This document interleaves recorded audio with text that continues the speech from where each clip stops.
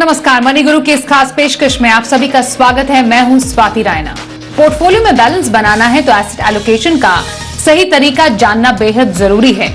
अब सही asset allocation का तरीका क्या हो, बाजार के उतार चढ़ाव में कैसे स्ट्रैटेजी काम करती है और कैसे आप इस स्ट्रैटेजी को अपनाकर अपना सकते हैं अच्छा रिटर्न। आज बात करेंगे कैसे रिस्क और रिटर्न में संतुलन का काम करता है एसेट एलोकेशन, और इस पर चर्चा के लिए हमारे साथ हैं दो खास मेहमान। परिचय कराते हैं आईसीआईसीआई सिक्योरिटीज में प्राइवेट वेल्थ मैनेजमेंट के प्रोडक्ट हेड भरत पारीख और रूंगटा सिक्योरिटीज के सीईओ हर्षवर्धन रूंगटा। भरत और हर्षवर्धन, आप दोनों का बहुत स्वागत हम करते हैं मनी गुरु की आज के इस खास पेशकश में। और आज हम खास तौर पर यहां पर चर्चा करने वाले हैं एसेट एलोकेशन की। एसेट एलोकेशन हम जानते हैं कैसे मदद कर सकता है रिस्क और रिटर्न को बैलेंस करने में। भरत और हर्षवर्धन दोनों हमारे साथ हैं। भरत, मैं शुरुआत आपसे अगर करूं तो एसेट एलोकेशन बहुत ही ज्यादा सुना जाने वाला एक शब्द है जब भी हम फाइनेंशियल प्लानिंग की बात करते हैं या पर्सनल फाइनेंस पर हम चर्चा करते हैं। चर्चा तो बहुत होती है, लेकिन सही तरीका क्या सभी को मालूम है कि एसेट एलोकेशन किया कैसे जाए, इसकी इंपॉर्टेंस क्या है? हम हमेशा इस पर चर्चा जरूर करते हैं क्योंकि हर एक बार जब हम बाजार में कुछ उतार चढ़ाव देखते हैं, बाजार एट ऑल टाइम हाई या बाजार में किसी तरीके की गिरावट, एसेट एलोकेशन का इंपॉर्टेंस और भी ज्यादा इंपॉर्टेंट हो जाता है, और खासतौर पर आजकल के इस बाजार में, आजकल के इस माहौल में। इसलिए मैं सबसे पहले भरत आपसे समझना चाहती हूं कि एसेट एलोकेशन क्यों इतना इंपॉर्टेंट है? सबसे पहले आप सबका धन्यवाद हमें इस कॉल में बुलाने के लिए। देखिए क्या है, एसेट एलोकेशन बोलना बड़ा इजी है, लेकिन जब आप करने जाते हैं तो आपको बहुत सारी चीजों का ध्यान रखना पड़ता है, और ये बहुत ही इंपॉर्टेंट है क्योंकि आप जरा समझिए, मार्केट में उतार चढ़ाव होते रहते हैं। कल आपने इन्वेस्ट किया, मार्केट में 20-30% की गिरावट आ गई, और वो गिरावट आप सहन नहीं कर पाओगे, और उसका एक सबसे बड़ा फॉल बैक होता है कि आप एक इंपल्सिव डिसीजन लेके आपका जो भी आपकी इन्वेस्टमेंट है आप उसको लिक्विडेट कर सकते हो, क्योंकि आपको जो मार्केट की वॉलिटिलिटी है और जो उतार चढ़ाव है वो आप उसे सहन नहीं कर सकते। ये एसेट एलोकेशन यदि आपने सही ढंग से किया तो आप उस वॉलिटिलिटी को आराम से झेल सकते हो और उस पूरे वॉलेटाइल पीरियड से निकल सकते हो। देखिए, ये एक लॉन्ग टर्म जर्नी है, इन्वेस्टमेंट करना, उसे मेंटेन करना और उसे मेंटेन करके अपना एंड पर्पस अचीव करना। इस जर्नी में यदि आपने एसेट एलोकेशन का साथ छोड़ दिया तो आपके जो इंपल्सिव डिसीजंस है, जो आप नहीं कर पाओगे मैनेज, वही आपको सबसे ज्यादा हर्ट करते हैं। मैं आपको एक सिंपल सा एग्जांपल बताता हूं। देखिए, आप इक्विटी मार्केट में हम इन्वेस्ट करते हैं, हम सब बोलते हैं कि देखिए इक्विटी लॉन्ग टर्म इन्वेस्टमेंट के लिए बहुत ही अच्छा व्हीकल है और हमें इसे यूज करना चाहिए। बट आप इस चीज को समझिए कि आपका यदि आप पिछले 3 साल, 5 साल, 10 साल का इक्विटी रिटर्न देखेंगे, जो आपको 13 से लेके 15% का CAGR आएगा, चाहे आपने 3, 5 या 15 साल में किया हुआ। आपकी जो वॉलिटिलिटी है इस पर्टिकुलर की, उस पीरियड में आपको 17 से 23% की वॉलिटिलिटी है। मतलब आपके रिटर्न में 17 से 23% का उतार या चढ़ाव आ सकता है। अब उस तरह की वॉलिटिलिटी में आपको डिसीजन लेना और मेंटेन करना रहता है। इसी जगह पे जो एक बहुत ही बोलते हैं दुनिया में बहुत जाना पहचाना एक बड़ा सिंप्लीफाइड एसेट एलोकेशन है, और उसके ऊपर हम बाद में चर्चा करेंगे। बट यदि आपने 60-40 पोर्टफोलियो चलाया है, आप सोचिए आपका रिटर्न एक करीब 2% कम हो जाएगा, बट आपकी वॉलिटिलिटी है वो 1/3 कम हो जाएगी। यदि 1/3 कम हो गई है तो 10 से 15% के उतार चढ़ाव में 10 से 12% का रिटर्न आप काफी आराम से झेल पाएंगे। तो एसेट एलोकेशन का सबसे बड़ा पर्पज ये है कि आप एक इंपल्सिव डिसीजन अवॉइड करें, आप लॉन्ग टर्म पोर्टफोलियो क्रिएट करें, उसे लॉन्ग टर्म रन करें और एक पर्पस के साथ करें, बिना पर्पस के ना करें। आपको पता है मैं क्या चाहता हूं और मैं कैसे उसे अचीव करूंगा। ये मेरे हिसाब से सबसे बहुत जरूरी है, इज बिहेवियर और आपका इंपल्सिव डिसीजन जिसको आपको अवॉइड करना है। ये एसेट एलोकेशन आपको उसके लिए तैयार करता है। ये मेरे हिसाब से सबसे जरूरी बात है एसेट एलोकेशन की। बिल्कुल। अब एसेट एलोकेशन क्या सही है, जी बताइए।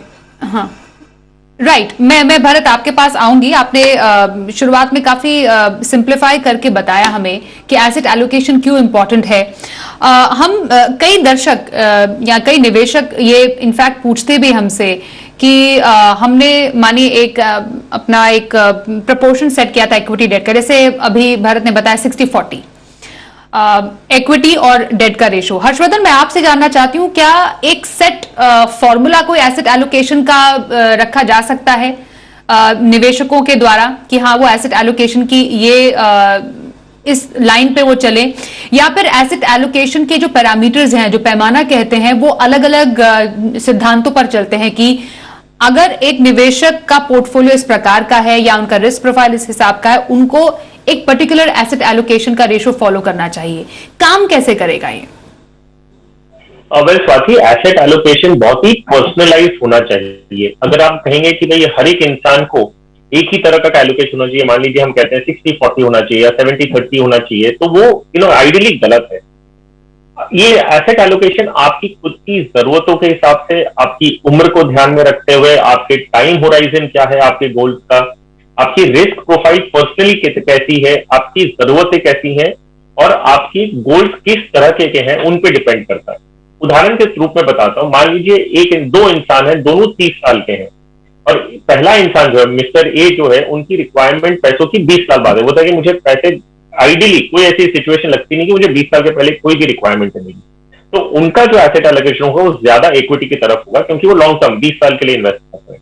और मिस्टर डी है, वो भी 30 साल के हैं, लेकिन उनपे एक जिम्मेदारी है, वो कहते हैं कि 2 या 3 साल बाद मुझे मेरी बहन की शादी करानी है या मुझे घर खरीदना है या कोई ऐसे कोई खर्चे हैं जो मुझे 2 या 3 साल में होने ही वाला है। हालांकि दोनों 30 साल के हैं लेकिन दोनों की जरूरतें अलग हैं, तो दोनों अपने हिसाब से, अपनी जरूरतों के हिसाब से अपने एसेट एलोकेशन का एक परसेंटेज, एक फॉर्मूला बनाएंगे। तो ये कहना कि एक ही स्टैंडर्ड कोई भी फॉर्मेट है जो सबको लागू होना चाहिए, वो आइडियली नहीं होना चाहिए।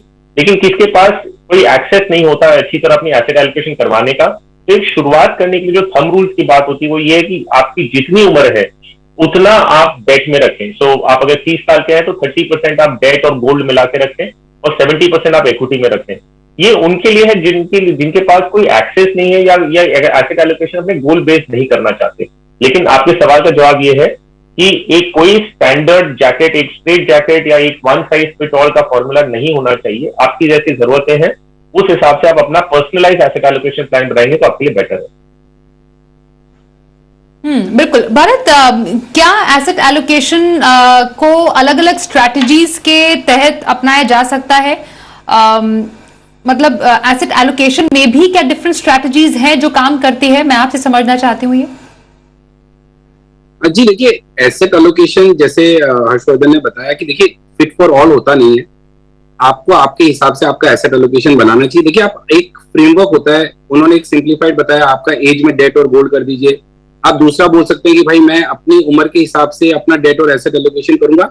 सबसे अच्छा तरीका है गोल बेस, एक पर्पस के लिए आप करें, उस पर्पस को टाइम होराइजन में देखें और उस टाइम होराइजन से करें। तो ये सबसे सिंपल और सबसे इफेक्टिव तरीका जो है, असरदार है, ये है कि आप एक टाइम होराइजन डिसाइड करें जो आपके गोल बेस हो और उस हिसाब से आपके हर गोल के हिसाब से अलग अपना पोर्टफोलियो चलाएं और उसमें आपकी कितनी रिस्क लेने की एबिलिटी और आपकी कितनी रिस्क लेने की इच्छा है, उस दोनों को आप उसके अंदर जाहिर करें। ये एक बहुत ही सुलझा हुआ बट बहुत ही आसान तरीका है। हम देखिए बचपन में एक गुल्लक बना के चलते थे कि भाई ये मेरे इसके लिए है, ये मेरी बहन की शादी के लिए है, ये मेरे इसके लिए है। गुल्लक बना लीजिए, उस गुल्लक में अपनी टाइम होराइजन डिसाइड कर लीजिए, भाई ये 10 साल चाहिए, ये 20 साल चाहिए, ये 15 साल बाद चाहिए, और उसको इस हिसाब से आपके एसेट एलोकेशन कर लीजिए। और जैसे उन्होंने बताया, जैसे जैसे आपका समय नजदीक आ रहा है उस हिसाब से आपका अपना एसेट एलोकेशन चेंज करना चाहिए। मैं एक चीज जो आपको बताने की कोशिश कर रहा हूं कि ये कि देखिए अल्टीमेटली आपको इस चीज का ध्यान रखना है कि आपका जो पोस्ट टैक्स रिटर्न आया है वो आपके इन्फ्लेशन से ज्यादा है। यदि आपने उस चीज को अचीव नहीं किया, और सपोज देखिए हम बहुत सारे लोग होते हैं जो डिपॉजिट में पैसा रख लेते हैं, बोलते हैं भाई मुझे तो रिस्क नहीं लेना है, मैं तो रिस्क नहीं ले सकता, विलिंगनेस नहीं है, एबिलिटी भी है लेकिन विलिंगनेस नहीं है। अब आपका रिटर्न समय के साथ पैसे की वैल्यू यदि कम हो गई तो आपके गोल अचीव नहीं होंगे। तो एलोकेशन करना, उसके साथ इस चीज का ध्यान रखना कि भाई अल्टीमेटली मैंने जिस चीज के लिए इसके तैयार किया है वो मेरा अचीव होना चाहिए, और ये सबसे ज्यादा जरूरी है।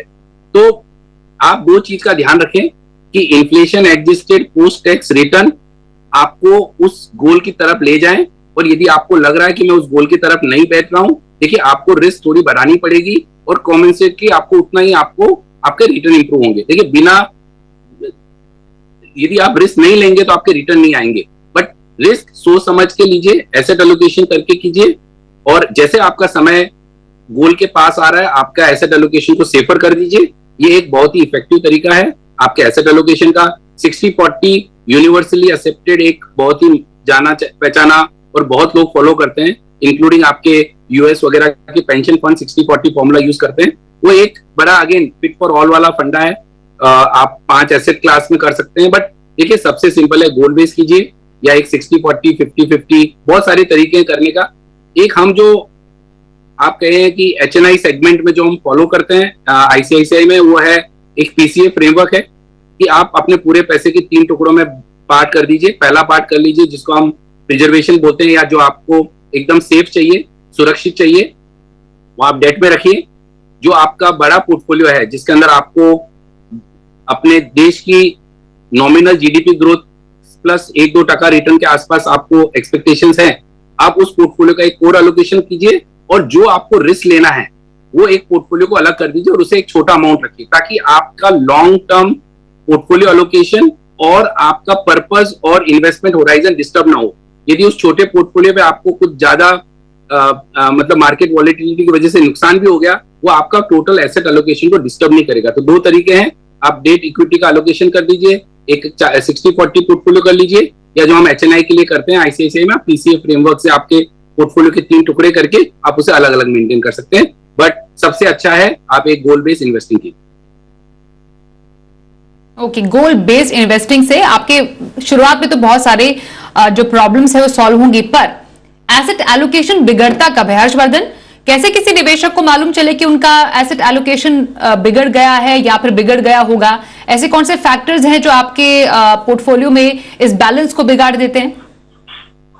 वेल स्वाति, एसेट एलोकेशन आपने किस स्ट्रैटेजी पे किया है, उसमें अगर कोई बदलाव होते हैं तो आपको फिर से उसे रीबैलेंस करना होगा। तो मैं आपको 3-4 तरीके हैं जो एसेट एलोकेशन की स्ट्रैटेजीज बोलते हैं, तो उसमें जो फेरबदल होता है, उसमें अगर कुछ चेंज होता है तो आपको बदलना है। तो पहली स्ट्रैटेजी है आपकी एज बेस, कि आप अपनी उम्र के हिसाब से, जैसे हमने उदाहरण लिया था कि आप 30 साल के हैं तो 30% आप डेट में लगाइए। तो एज बेस्ड एसेट एलोकेशन एक स्ट्रैटेजी है, उसमें जैसे आपकी उम्र बढ़ती है तो आपको अपना एलोकेशन चेंज करना होगा। दूसरा जो स्टाइल है एसेट एलोकेशन, जो स्ट्रैटेजी है, वो है कांस्टेंट वेट या स्टैटिक एसेट एलोकेशन। ये क्या होता है, आपने एक निर्धारित कर लिया, जैसे 60-40 का रेशियो की हम बात कर रहे हैं कि 60% इक्विटी में होगा, 40 डेट में होगा।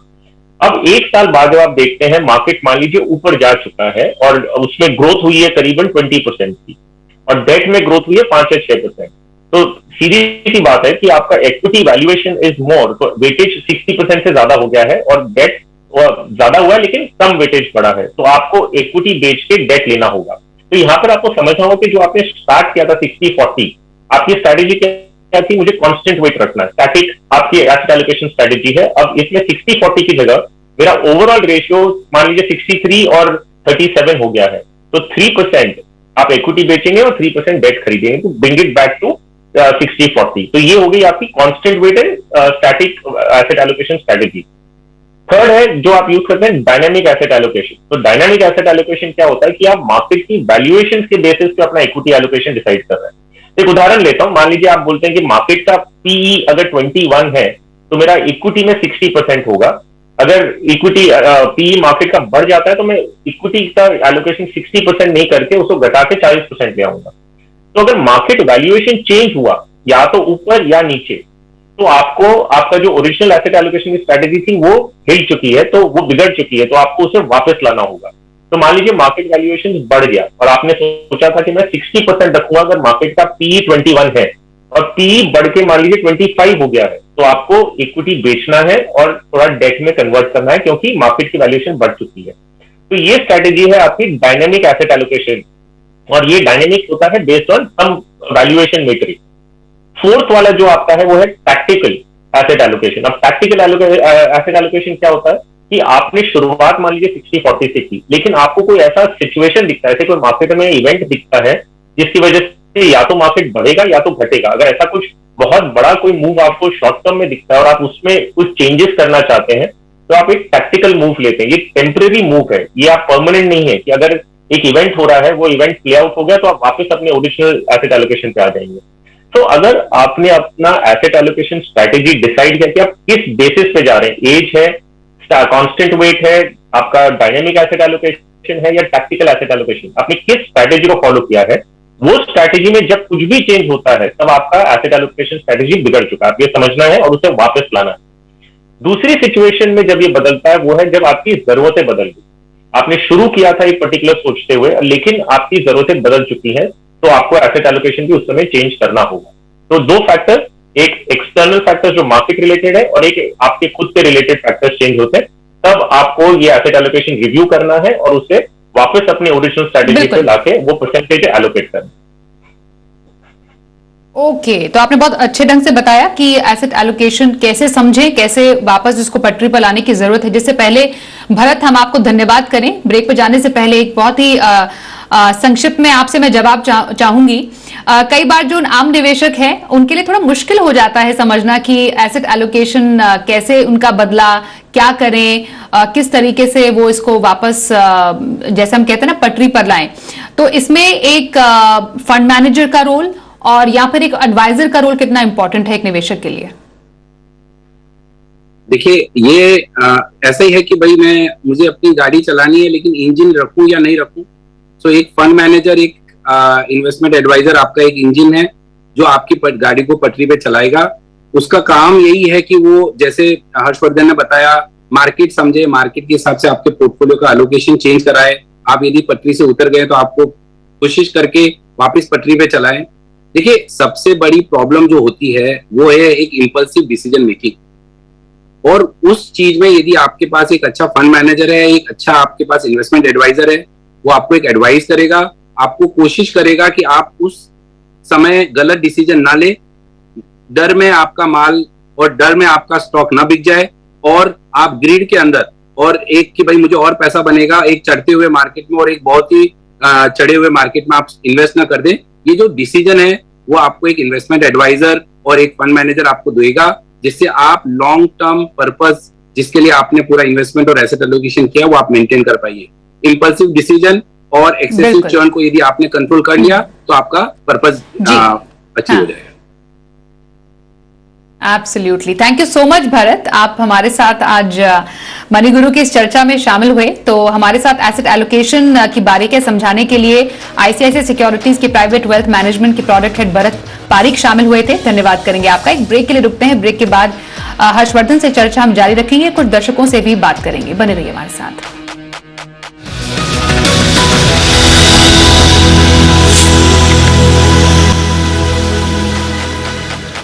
स्वागत है आप सभी का एक बार फिर से। हमारे साथ हैं हर्षवर्धन रुंगटा, सीईओ रुंगटा सिक्योरिटीज, और हमारे साथ हमारे पहले कॉलर भी हैं, जानते हैं उनका सवाल।